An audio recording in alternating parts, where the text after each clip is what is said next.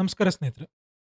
Indian space research ಆರ್ಗನೈಸೇಷನ್‌ನ scientist ಒಬ್ಬರಿಂದ ಒಬ್ಬರು ತಮ್ಮ ಹುದ್ದೆಗಳನ್ನ ಇವತ್ತಿನ ಡೇಟ್‌ನಲ್ಲಿ ಕ್ವಿಟ್ ಮಾಡ್ತಾ ಇದ್ದಾರೆ. ಅಷ್ಟೇ ಅಲ್ಲ, ದೇಶಕ್ಕೆ ಅತ್ಯಂತ ಮಹತ್ವದ ಕ್ರಿಟಿಕಲ್ ಪ್ರೊಜೆಕ್ಟ್ಸ್ ನಡೀತಾ ಇರೋ ಈ ಮಧ್ಯದಲ್ಲೇ ಅವುಗಳನ್ನ ಬಿಟ್ಟು ಹೊರಟೋಗ್ತಾ ಇದ್ದಾರೆ. ಇದನ್ನ ನೋಡಿದಾಗ ಕೆಲವು ದಶಕಗಳ ಹಿಂದಿನ ಘಟನೆಗಳು ನೆನಪಾಗ್ತವೆ ನನಗೆ. ಆ ಸಮಯದಲ್ಲಿ ಕೆಲವು foreign intelligence organisations ISRO scientist ಮೇಲೆ ವಿವಿಧ ರೀತಿಯ ಒತ್ತಡನ ಹೇರ್ತಾ ಇದ್ರು. ಕೆಲವರನ್ನ ಹತ್ಯೆ ಮಾಡಲು ಮತ್ತು ಕೆಲವರನ್ನ ಸೂಸೈಡ್‌ಗೆ ಪ್ರಚೋದಿಸಲು ಕೂಡ ಪ್ರಯತ್ನ ಮಾಡ್ತಾ ಇದ್ರು. ಇತಿಹಾಸವನ್ನ ನೋಡಿದ್ರೆ ಭಾರತ ಸ್ಟ್ರಾಟಜಿಕ್ ಸೈಂಟಿಫಿಕ್ ಪ್ರೋಗ್ರಾಮ್ಸ್ ಮೇಲೆ ಹೊರಗಿನ ಶಕ್ತಿಗಳು ಆಸಕ್ತಿ ತೋರಿಸೋದು ಒಂದು ಹೊಸ ವಿಷಯ ಅಲ್ಲ. 1966ರಲ್ಲಿ ಹೋಮಿ ಜಹಾಂಗೀರ್ ಬಾಬಾ ಅವರ ವಿಮಾನ ಅಪಘಾತದಲ್ಲಿ ಮೃತಪಟ್ಟ ಬಳಿಕ ಅವರ ಸಾವಿಗೆ ಸಿಐನ ಡೈರೆಕ್ಟ್ ಕೈವಾಡವಿತ್ತು. ನಂತರ ಯುಎಸ್ ಸೋವಿಯತ್ ಕೋಲ್ಡ್ ವಾರ್ ಕಾಲದಲ್ಲಿ ತಂತ್ರಜ್ಞಾನ, ಅಣುಶಕ್ತಿ ಮತ್ತು ಬಾಹ್ಯಾಕಾಶ ಕ್ಷೇತ್ರಗಳಲ್ಲಿ ಹೆವಿ ಕಾಂಪಿಟೇಷನ್ ನಡೆಯುತ್ತೆ. ಇದೇ ಅವಧಿಯಲ್ಲಿ ಇಂಡಿಯಾಸ್ ನ್ಯೂಕ್ಲಿಯರ್ ಪ್ರೋಗ್ರಾಮ್ ಮತ್ತೆ ಸ್ಪೇಸ್ ಪ್ರೋಗ್ರಾಮ್ ಮೇಲೆ ಸಿಐಎ ಡೈರೆಕ್ಟ್ ಆಗಿ ಕಣ್ಣಿಡೋದಕ್ಕೆ ಸ್ಟಾರ್ಟ್ ಮಾಡುತ್ತೆ. ಮಿಸೈಲ್ ಟೆಕ್ನಾಲಜಿ ಕಂಟ್ರೋಲ್ ರಿಜಿಮ್ ಸಂಬಂಧಿತ ನಿರ್ಬಂಧಗಳು, ಕ್ರಯೋಜೆನಿಕ್ ಎಂಜಿನ್ ಮೇಲೆ ನಿರ್ಬಂಧಗಳು ಹಾಗೂ ವಿವಿಧ ಅಂತಾರಾಷ್ಟ್ರೀಯ ಒತ್ತಡಗಳನ್ನ ಎದುರಿಸಬೇಕಾಗುತ್ತೆ ಈ ಟೈಮ್‌ನಲ್ಲಿ. ಇವುಗಳಿಂದ ಇಂಡಿಯಾ ಸ್ಪೇಸ್ ರಿಸರ್ಚ್ ಆರ್ಗನೈಸೇಷನ್ ತನ್ನ ಸ್ವದೇಶಿ ತಂತ್ರಜ್ಞಾನವನ್ನ ಅಭಿವೃದ್ಧಿಪಡಿಸೋದಕ್ಕೆ ಹೆಚ್ಚು ಟೈಮ್‌ನ ತಗೊಳುತ್ತೆ. ಹೀಗಾಗಿ ಭಾರತ ವೈಜ್ಞಾನಿಕ ಪ್ರಗತಿಯನ್ನ ನಿಧಾನಗೊಳಿಸಲು ಹೊರಗಿನ ಜಿಯೋಪೊಲಿಟಿಕಲ್ ಪ್ರೆಷರ್ಸ್ ಅಂಡ್ ಟೆಕ್ನಾಲಜಿ ರಿಸ್ಟ್ರಿಕ್ಷನ್ಸ್ ದೀರ್ಘಕಾಲ ಪರಿಣಾಮ ಬೀರ್ತವೆ. ಆದ್ರೆ ಈಗ ಈ ಮಾಡೆಲ್ ಇದೆಯಲ್ಲ ಸಂಪೂರ್ಣವಾಗಿ ಬದಲಾಗಿದೆ. ಈಗ ಯಾರನ್ನೂ ಕೊಲ್ಲಬೇಕಾಗಿಲ್ಲ, ಹತ್ಯೆ ಮಾಡಬೇಕಾಗಿಲ್ಲ, ನೇರವಾಗಿ ಒತ್ತಡವನ್ನು ಹಾಕಬೇಕಾಗಿಲ್ಲ. ಬದಲಾಗಿ ಅವ್ರ ಮುಂದೆ ಅಂತ ಒಂದು ಪರಿಸ್ಥಿತಿಯನ್ನು ನಿರ್ಮಿಸಬೇಕು ಅಷ್ಟೇ. ಅವರು ಸ್ವತಃ ಇಸ್ರೋದ ಅತ್ಯಂತ ಕ್ರಿಟಿಕಲ್ ಪ್ರಾಜೆಕ್ಟ್‌ಗಳನ್ನ ಮಧ್ಯದಲ್ಲೇ ಬಿಟ್ಟು ಕಂಪ್ಲೀಟ್ಲಿ ಇಸ್ರೋ ಜಾಬ್‌ನ ಬಿಟ್ಟು ಹೋಗ್ತಾರೆ.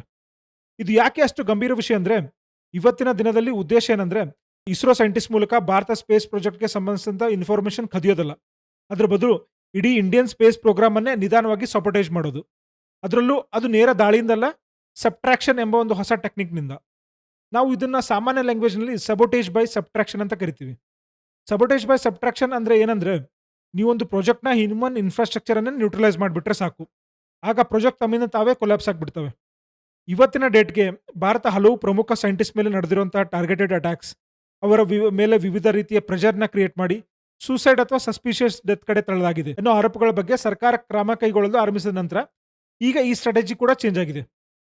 ಇದೀಗ ಅವರ ಹೊಸ ಸ್ಟ್ರಾಟಜಿ ಏನಂದ್ರೆ ಹ್ಯೂಮನ್ ಕ್ಯಾಪಿಟಲ್ ಸಬ್ಟ್ರಾಕ್ಷನ್. ಈ ಹೊಸ ಗೇಮ್‌ನಲ್ಲಿ ಮಾಡಬೇಕಾಗಿರೋ ಕೆಲಸ ತುಂಬಾ ಸಿಂಪಲ್. ಮೊದಲಿಗೆ 4 ಅಥವಾ 5 ಪ್ರಮುಖ ಸೈಂಟಿಸ್ಟ್ ಅಥವಾ ಚೀಫ್ ಡಿಸೈನರ್‌ಗಳನ್ನ ಐಡೆಂಟಿಫೈ ಮಾಡಬೇಕು. ಅಂದ್ರೆ ಇನ್ಸ್ಟಿಟ್ಯೂಷನಲ್ ಮೆಮೊರಿ ತಮ್ಮ ಬಳಿ ಇರುವಂತಹ ವ್ಯಕ್ತಿಗಳನ್ನ ಟಾರ್ಗೆಟ್ ಮಾಡಬೇಕು. ಯಾಕಂದ್ರೆ ಈ ವ್ಯಕ್ತಿಗಳು ಸಂಸ್ಥೆಯಲ್ಲಿ ಇದ್ರೆ ಮಾತ್ರ ಅನೇಕ ಕ್ರಿಟಿಕಲ್ ಪ್ರಾಜೆಕ್ಟ್ ಸಕ್ಸಸ್ ಆಗ್ತವೆ. ಅವ್ರು ಇಲ್ಲದೆ ಹೋದ್ರೆ ಆ ಪ್ರಾಜೆಕ್ಟ್ ಮುಂದುವರಿಯೋದೇ ಕಷ್ಟವಾಗ್ಬಿಡುತ್ತೆ. ಆಮೇಲೆ ಮುಂದಿನ ಸ್ಟೆಪ್ ಏನಂದ್ರೆ, ಆ ಪಿವೋಟಲ್ ಸೈಂಟಿಸ್ಟ್‌ಗಳನ್ನ ಯಾವುದಾದ್ರೂ ರೀತಿಯಲ್ಲಿ ತಮ್ಮ ಪೊಸಿಷನ್‌ನಿಂದ ಕ್ವಿಟ್ ಮಾಡಿಸಬೇಕು ಅಥವಾ ಸಿಸ್ಟಮ್‌ನಿಂದ ಹೊರಗೆ ಹೋಗುವಂತೆ ಮಾಡಬೇಕು. ಒಮ್ಮೆ ಆ ಪ್ರಮುಖ ಸೈಂಟಿಸ್ಟ್ ಹೊರಬಂದ್ರೆ ಒಂದು ವಿಷಯ ಖಚಿತ, ಪ್ರಾಜೆಕ್ಟ್‌ನ ಬ್ಯಾಕ್ ಬೋನ್ ಅನ್ನೇ ರಿಮೂವ್ ಮಾಡಿದಂತಾಗುತ್ತೆ. ಅದರ ಪರಿಣಾಮ ಇಡೀ ಪ್ರಾಜೆಕ್ಟ್‌ನ ಡೆವಲಪ್‌ಮೆಂಟ್ ಸೈಕಲ್ ನಿಧಾನವಾಗಿ ಅಲ್ಲ, ನೇರವಾಗಿ ಕೊಲ್ಯಾಪ್ಸ್ ಆಗೋ ಪರಿಸ್ಥಿತಿ ನಿರ್ಮಾಣವಾಗುತ್ತೆ. ಸಿವಿಲ್ ಮಿಲಿಟರಿ ಫ್ಯೂಷನ್ ಕೊಲ್ಯಾಪ್ಸ್ ಆಗುತ್ತೆ. ಭಾರತ ಸ್ಪೇಸ್ ಲೆವೆಲ್‌ನಲ್ಲಿ ಸ್ಟ್ರಾಟಜಿಕ್ ಪ್ರೋಗ್ರಾಮ್ ಅನ್ನ ಬಿಲ್ಡ್ ಮಾಡಬೇಕು ಎಂದು ಇಟ್ಕೊಂಡಿರುವಂತಹ ಸಂಪೂರ್ಣ ವಿಷನ್ ಕೂಡ ಕೊಲ್ಯಾಪ್ಸ್ ಆಗೋ ಪರಿಸ್ಥಿತಿ ನಿರ್ಮಾಣವಾಗುತ್ತೆ. ಆದ್ರೆ ಇದು ಹೇಗೆ ನಡೀತಾ ಇದೆ? ಇದು ಈ ಹೋಲ್ ಗೇಮ್ ಒಂದು ವೆಲ್ ಪ್ಲಾನ್ಡ್ ಕಾನ್ಸ್ಪಿರಸಿ ಅಡಿಯಲ್ಲಿ ನಡೀತಾ ಇದೆ. ಕಳೆದ ಸುಮಾರು 12ರಿಂದ 15 ವರ್ಷಗಳಿಂದ ಭಾರತ ಸ್ಪೇಸ್ ಪ್ರೋಗ್ರಾಮ್ ಬೆಳಿಬಾರ್ದು ಅನ್ನೋ ಬಯಸಿರೋ ಕೆಲವು ಫಾರಿನ್ ಇಂಟೆಲಿಜೆನ್ಸ್ ಆರ್ಗನೈಸೇಷನ್ಸ್ ಒಂದು long term psychological operation start ಮಾಡಿದ್ದಾರೆ. ಈ ಸೈಕಾಲಜಿಕಲ್ ಆಪರೇಷನ್ ಅಲ್ಲಿ ಅವರು ನೇರವಾಗಿ ಮುಂದೆ ಬರಲಿಲ್ಲ. ಬದಲಾಗಿ ಕೆಲವು ಕಟೌಟ್ಸ್‌ಗಳನ್ನ ಬಳಸಿದ್ರು. ಕಟೌಟ್ಸ್ ಅಂದ್ರೆ ಯಾರಿಲ್ಲಿ? ಕೆಲವು ಅಕಾಡೆಮಿಕ್ ರಿಸರ್ಚ್ ಇನ್ಸ್ಟಿಟ್ಯೂಷನ್ಸ್, ಕೆಲವು ಪ್ರಸಿದ್ಧ think tanks, policy research organisations ಇವುಗಳ ಮೂಲಕ ಸರ್ಕಾರಕ್ಕೆ ರಿಪೋರ್ಟ್ಸ್ ಅಂಡ್ ಪಾಲಿಸಿ ರೆಕಮೆಂಡೇಶನ್ಸ್ ಕಳಿಸೋಕ್ಕೆ ಸ್ಟಾರ್ಟ್ ಮಾಡ್ತಾರೆ. ಈ ರಿಪೋರ್ಟ್ಸ್‌ಗಳಲ್ಲಿ ಏನ ಹೇಳಾಗ್ತಿತ್ತಂದ್ರೆ, ಭಾರತ ಸರ್ಕಾರ ಒಂದು ಹೊಸ ಪಾಲಿಸಿನ ತರೋ ಅಗತ್ಯ ಇದೆ. ಆ ಪಾಲಿಸಿ ಅಡಿಯಲ್ಲಿ ಮೊದಲ ಹಂತದಲ್ಲೇ ಸ್ಪೇಸ್ ಇನ್ಫ್ರಾಸ್ಟ್ರಕ್ಚರ್ ಅನ್ನ ಪ್ರೈವೇಟೈಸ್ ಮಾಡಬೇಕು ಅನ್ನೋ ಒತ್ತಡನ ಹೇರಕ್ಕೆ ಸ್ಟಾರ್ಟ್ ಮಾಡ್ತಾರೆ. ಸ್ಪೇಸ್ ಸೆಕ್ಟರ್‌ನಲ್ಲಿ ಪ್ರೈವೇಟೈಸೇಷನ್ ಆದ ನಂತರ ಈ ಥಿಂಕ್ ಟ್ಯಾಂಕ್ಸ್, ಎಕನಾಮಿಕ್ ಫೋರಮ್ಸ್ ಮತ್ತು ಅಕಾಡೆಮಿಕ್ ಪಾಲಿಸಿ ಪೇಪರ್ಸ್ ಮೂಲಕ ಇದೇ ನರೇಟಿವ್‌ನ ಮತ್ತೆ ಮತ್ತೆ ಪ್ರಮೋಟ್ ಮಾಡಕ್ಕೆ ಸ್ಟಾರ್ಟ್ ಮಾಡ್ತಾರೆ. ಈ ರೀತಿಯಾಗಿ ಎಕನಾಮಿಕ್ ಲ್ಯಾಂಡ್‌ಸ್ಕೇಪ್ ಅನ್ನೇ ಶೇಪ್ ಮಾಡೋ ಪ್ರಯತ್ನ ನಡೆಯುತ್ತೆ ಇಲ್ಲಿ. ಒಂದು ಸಾಫ್ಟ್ ಪವರ್ ಪ್ರೊಜೆಕ್ಷನ್ ಮೂಲಕ ಒಂದು ಫಿಯರ್ ನರೇಟಿವ್‌ನ ಕ್ರಿಯೇಟ್ ಮಾಡಲಾಗುತ್ತೆ. ಅದೇನಂದ್ರೆ, ಭಾರತ ಸ್ಪೇಸ್ ಸೆಕ್ಟರ್‌ನ ಪ್ರೈವೇಟೈಸ್ ಮಾಡದೆ ಹೋದ್ರೆ ಜಾಗತಿಕ ಸ್ಪೇಸ್ ರೇಸ್‌ನಲ್ಲಿ ಹಿಂದೆ ಉಳಿದ್ಬಿಡುತ್ತೆ ಅಂತ. ಈ ರೀತಿಯ ಇಂಟೆನ್ಷನಲ್ ಕ್ಯಾಂಪೇನ್ ಕೇವಲ ಸೈಕಾಲಜಿಕಲ್ ಆಪರೇಷನ್ ಮಾತ್ರವಲ್ಲ, ಇದು ಜನರಲ್ಲಿ ಅಂದ್ರೆ ಜನಸಾಮಾನ್ಯರಲ್ಲಿ ಮತ್ತು ಪಾಲಿಸಿ ಮೇಕರ್ಸ್‌ಗಳಲ್ಲಿ ಒಂದು ಫೋಮನ್ನ ಕ್ರಿಯೇಟ್ ಮಾಡುತ್ತೆ. ಫೋಮ್ ಅಂದ್ರೆ fear of missing out. Fear of missing out ಅನ್ನೇ ಒಂದು ನರೇಟಿವ್ ಕ್ರಿಯೇಟ್ ಮಾಡಿ ಇಂಡಿಯಾ ಟೆಕ್ ರೇಸ್‌ನಲ್ಲಿ ಹಿಂದೆ ಬಿದ್ಬಿಡುತ್ತೆ. ಸ್ಪೇಸ್ ಸೆಕ್ಟರ್‌ನ ಪ್ರೈವೇಟೈಸ್ ಮಾಡದೆ ಹೋದ್ರೆ ದೇಶಕ್ಕೆ ಒಂದು ದೊಡ್ಡ ನಷ್ಟವಾಗುತ್ತೆ ಅನ್ನೋ ಭಯವನ್ನ ಕಳೆದ ಹಲವು ವರ್ಷಗಳಿಂದ ನಿರಂತರವಾಗಿ ಬಿಲ್ಡ್ ಮಾಡಲಾಗುತ್ತೆ. ಯಾಕಂದ್ರೆ ಪ್ರೈವೇಟೈಸೇಷನ್ ಅಂದ ತಕ್ಷಣ ಅಂತಹ ಒಂದು ಎಕೋಸಿಸ್ಟಮ್ ಕ್ರಿಯೇಟ್ ಆಗುತ್ತೆ. ಅಲ್ಲಿ ಸೈಂಟಿಸ್ಟ್, ರಿಸರ್ಚರ್ಸ್ ಮತ್ತು ಟೆಕ್ನಿಕಲ್ ಎಕ್ಸ್‌ಪರ್ಟ್‌ಗಳನ್ನ ವಿವಿಧ ರೀತಿಯ ವಲ್ನರಬಿಲಿಟೀಸ್ ಮೂಲಕ ಟಾರ್ಗೆಟ್ ಮಾಡಿ ಇನ್ಫ್ಲುಯೆನ್ಸ್ ಮಾಡೋದು. ಈಗ ಒಂದು ವಿಷಯನ ಗಮನಿಸಿ. ಕಳೆದ ಸುಮಾರು 2 ದಶಕಗಳಿಂದ ಅಂದ್ರೆ 20 ವರ್ಷಗಳಿಂದ ನಿರಂತರವಾಗಿ ಒಂದು ಕ್ಯಾಂಪೇನ್ ನಡೀತಾ ಬಂದಿದೆ. ವಿವಿಧ think tanks, economic forums, academic policy papers ಹಾಗೂ ಇಂಟರ್ನ್ಯಾಷನಲ್ ಪಾಲಿಸಿ ಸರ್ಕಲ್ಸ್ ಮತ್ತೆ ಮತ್ತೆ ಒಂದೇ ನೆರಟಿವ್‌ನ ಪುಶ್ ಮಾಡ್ತಾ ಇದ್ದಾರೆ. ಭಾರತ ತನ್ನ ಸ್ಪೇಸ್ ಸೆಕ್ಟರ್‌ನ ಪ್ರೈವೇಟೈಸ್ ಮಾಡದೇ ಹೋದ್ರೆ ಗ್ಲೋಬಲ್ ಟೆಕ್ ರೇಸ್‌ನಲ್ಲಿ ಹಿಂದೆ ಉಳಿದ್ಬಿಡುತ್ತೆ ಅಂತ. ಅದರ ನಂತರ ಭಾರತ ಸ್ಪೇಸ್ ಸೆಕ್ಟರ್ ಪ್ರೈವೇಟೈಸೇಷನ್ ಕಡೆಗೆ ಒಂದು ಹೆಜ್ಜೆ ಇಡುತ್ತೆ. ಈ ಪ್ರೈವೇಟೈಸೇಷನ್ ಆದ ನಂತರ ಒಂದು ವಿಷಯ ಬಹುತೇಕ ಸ್ಪಷ್ಟವಾಯಿತು. ಅಂದ್ರೆ ಕೆಲವು ಹಾಸ್ಟೆಲ್ ಇಂಟೆಲಿಜೆನ್ಸ್ ಏಜೆನ್ಸೀಸ್ ಪ್ರೈವೇಟೈಸೇಷನ್ ಒಂದು ಆಪರ್ಚುನಿಟಿ ಆಗಿ ಬಳಸಿಕೊಂಡು ಕೆಲವು ಫಾರಿನ್ ವೆಂಚರ್ ಕ್ಯಾಪಿಟಲಿಸ್ಟ್, ಕೆಲವು ಪ್ರಾಕ್ಸಿ ಟೆಕ್ ಫರ್ಮ್ಸ್ ಮತ್ತು ಅವುಗಳ ಮೂಲಕ ಕಾರ್ಯನಿರ್ವಹಿಸುವ ಕೆಲವು ಕೆಲವು ಶೆಲ್ ಕಂಪನೀಸ್‌ಗಳ ಸಹಾಯದಿಂದ ಭಾರತ ಸ್ಪೇಸ್ ಸ್ಟಾರ್ಟ್‌ಅಪ್ ಎಕೋಸಿಸ್ಟಮ್ ಮೇಲೆ ತನ್ನ ಇನ್ಫ್ಲುಯೆನ್ಸ್ ಹೆಚ್ಚು ಮಾಡೋದಕ್ಕೆ ಪ್ರಯತ್ನ ಮಾಡ್ತಾರೆ. ಇದ್ರ ಜೊತೆಗೆ ಮತ್ತೊಂದು ಸತ್ಯವನ್ನು ಒಪ್ಪಲೇಬೇಕು. ಭಾರತ ಸ್ಪೇಸ್ ಸೆಕ್ಟರ್‌ನ ಪ್ರೈವೇಟೈಸ್ ಮಾಡಿದ ನಂತರ ಅನೇಕ ಭಾರತೀಯ ಇಂಡಿಜಿನಸ್ ಸ್ಟಾರ್ಟ್‌ಅಪ್ ಕೂಡ ಹೊರಹೊಮ್ಮುತ್ತವೆ. ಇಂದು ಅವು ಭಾರತ ಸ್ಪೇಸ್ ಎಕೋಸಿಸ್ಟಮ್‌ನಲ್ಲಿ ಅತ್ಯಂತ ಮಹತ್ವದ ಪಾತ್ರವನ್ನು ವಹಿಸ್ತಾ ಇದ್ದಾವೆ ಮತ್ತು ದೇಶದ ಸಾಮರ್ಥ್ಯವನ್ನು ಮತ್ತಷ್ಟು ಬಲಪಡಿಸ್ತಾ ಇದ್ದಾವೆ. ಆದ್ರೆ ಇವತ್ತಿನ ಡೇಟ್‌ಗೆ ಕೆಲವು ಫಾರಿನ್ ಕಂಪನೀಸ್ ಕೂಡ ಈ 100% ಲಿಬರಲೈಸ್ ಪಾಲಿಸಿಯ ಸಂಪೂರ್ಣ ಲಾಭವನ್ನು ಪಡೆದುಕೊಳ್ತಾ ಇದ್ದಾವೆ. ಇಲ್ಲಿ ಗೇಮ್ ತುಂಬಾ ಸಿಂಪಲ್. ಮೊದಲು ಇಂಟರ್ನ್ಯಾಷನಲ್ ಲೆವೆಲ್‌ನಲ್ಲಿ ಒಂದು ನರೇಟಿವ್‌ನ ಕ್ರಿಯೇಟ್ ಮಾಡಲಾಗುತ್ತೆ. ಟೆಕ್ನಾಲಜಿ ರೇಸ್‌ನಲ್ಲಿ ಭಾರತ ಹಿಂದೆ ಬೀಳಬಾರ್ದು ಅನ್ನೋ ಒತ್ತಡನ ಕ್ರಿಯೇಟ್ ಮಾಡಲಾಗುತ್ತೆ. ಆ ಒತ್ತಡದಿಂದ ಒಂದು ಫೋಮೋ ಅಂದ್ರೆ fear of missing out create ಆಯಿತು. ಆ ಫೋಮೋದ ಪರಿಣಾಮವಾಗಿ ಒಂದು ಪಾಲಿಸಿ ರೂಪುಗೊಳ್ಳುತ್ತೆ ಇಂಡಿಯಾದಲ್ಲಿ. ಪಾಲಿಸಿ ಬಂದ ನಂತರ ಇಂಡಿಜಿನಸ್ ಸ್ಟಾರ್ಟ್‌ಅಪ್ಸ್ ಕೂಡ ಬರ್ತವೆ. ಆ ಇಂಡಿಜಿನಸ್ ಸ್ಟಾರ್ಟ್‌ಅಪ್ ಜೊತೆ ಕೆಲವು ಫಾರಿನ್ ಸ್ಟಾರ್ಟ್‌ಅಪ್ಸ್ ಕೂಡ ಭಾರತದಲ್ಲಿ ಎಂಟ್ರಿ ಕೊಡ್ತಾರೆ. ನಂತರ ಹಲವಾರು ಫಾರಿನ್ ಕಂಪನೀಸ್ ಇಲ್ಲಿ ಬಂದು ಒಂದೇ ಒಂದು ವಿಷಯದ ಮೇಲೆ ಫೋಕಸ್ ಮಾಡ್ತಾರೆ. ಅದೇನಂದ್ರೆ ಭಾರತ ಕೆಲವು ಪ್ರತಿಭಾವಂತ ಸೈಂಟಿಸ್ಟ್‌ಗಳನ್ನ ಉತ್ತಮ ಪ್ಯಾಕೇಜ್, ಅಟ್ರಾಕ್ಟಿವ್ ವರ್ಕ್ ಕಲ್ಚರ್ ಮತ್ತು ಕರಿಯರ್ ಗ್ರೋತ್ ಹೆಸರಿನಲ್ಲಿ ಪುಸ್ಲಾಯಿಸೋದು.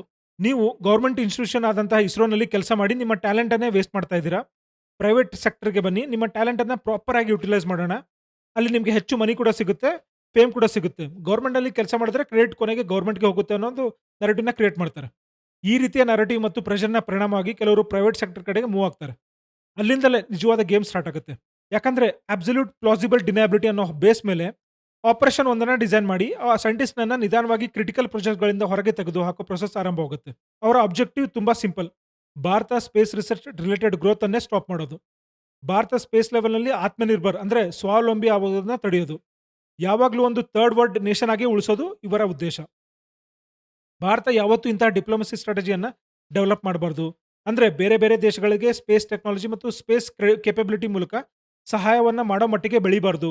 ಇನ್ನೊಂದು ಕಡೆ ಕೆಲವು ಫಾರಿನ್ ಇಂಟೆಲಿಜೆನ್ಸ್ ಆರ್ಗನೈಸೇಷನ್ಸ್ ಮತ್ತು ಕೆಲವು ವಿದೇಶಿ ರಾಷ್ಟ್ರಗಳು ಸೇರ್ಕೊಂಡು ನಿರ್ಮಿಸಿರುವ ಗ್ಲೋಬಲ್ ಕಾರ್ಟೆಲ್‌ನಲ್ಲಿ ಒಂದು ಗೇಮ್ ನಡೀತಲೇ ಇರಬೇಕು. ಆ ಗೇಮ್ ಏನಂದ್ರೆ ಸ್ಪೇಸ್‌ಗೆ ಸಂಬಂಧಿಸಿದಂತ ಗ್ಲೋಬಲ್ ರೂಲ್ಸ್ ಸೆಟ್ ಆಗ್ತಿರೋ ಹೈ ಟೇಬಲ್‌ನಲ್ಲಿ ಭಾರತಕ್ಕೆ ಯಾವತ್ತೂ ಒಂದು ಕಂಫರ್ಟೇಬಲ್ ಸೀಟ್ ಸಿಗಬಾರ್ದು ಅನ್ನೋದು. ಈ ಗೇಮ್ ಈಗಲೂ ನಡೀತಾ ಇದೆ. ಹಾಗೆ ಮುಂದೆನೂ ನಡೀತಾ ಇರುತ್ತೆ.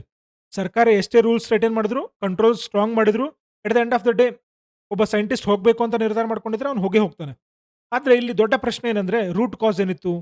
ರೂಟ್ ಕಾಸ್ ಅಂದ್ರೆ ನಿಮ್ಗೆ ನಿಜವಾಗಿಯೂ ಆತ್ಮನಿರ್ಭರ ಆಗ್ಬೇಕು ಮತ್ತು ಅದರಲ್ಲೂ ಡಿಫೆನ್ಸ್ ತರಹದ ಒಂದು ಸೆನ್ಸಿಟಿವ್ ಸೆಕ್ಟರ್‌ನಲ್ಲಿ ಈಗಾಗಲೇ ಸಬೋಟೇಜ್ ಬೈ ಸಬ್‌ಸ್ಟ್ರಾಕ್ಷನ್ ನಡೀತಾ ಇದೆ ಅನ್ನೋದು ಗೊತ್ತಿರುವಾಗ, ಅಲ್ಲಿ ಪ್ರೈವೇಟೈಸೇಷನ್ ಮಾಡೋ ಅಗತ್ಯ ಏನಿತ್ತು?